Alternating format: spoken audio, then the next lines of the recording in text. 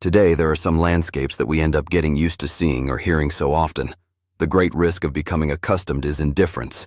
Nothing amazes us anymore. Nothing moves us. Nothing challenges us. Something like this can happen to us with the sad landscape that is becoming increasingly prevalent in our streets. People of all ages begging or rummaging through trash, sleeping on street corners. And in our world, terrorism, wars. With habituation comes indifference. We are not interested in their lives, their stories, their needs, or their future. However, it is the landscape that surrounds us, and whether we want to see it or not, we are part of it. Have a good Sunday. Prayer of the day. Today, Jesus confronts us with the social injustice that arises from the inequalities between rich and poor. As if it were one of the distressing images we are used to seeing on television, the story of Lazarus moves us, achieving a sensationalist effect to stir our feelings. Even the dogs came and licked his sores. The difference is clear. The rich man wore purple clothes. The poor man's clothes were his sores. Equality is quickly achieved. Both died. But at the same time, the difference is accentuated. One went to Abraham's side.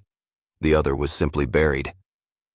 If we had never heard this story and applied the values of our society, we might conclude that the rich man deserved the reward, and the poor man, abandoned in the tomb, deserved the punishment. It is clear, logically. The sentence comes to us from Abraham, the father of faith, and clarifies the outcome. Son, remember that you received your good things during your lifetime, and Lazarus, on the contrary, his evils. God's justice reverses the situation. God does not allow the poor to remain forever in suffering, hunger, and misery.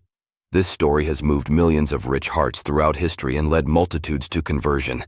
But what message will it take in our developed, hyper-connected, globalized world to make us aware of the social injustices of which we are the authors, or at least, accomplices? All who heard Jesus' message desired to rest in Abraham's bosom.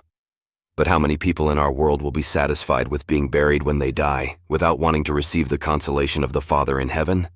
True wealth is to see God, and what is needed is what St. Augustine said. Walk with man, and you will reach God. May the Lazaruses of each day help us to find God. God bless you.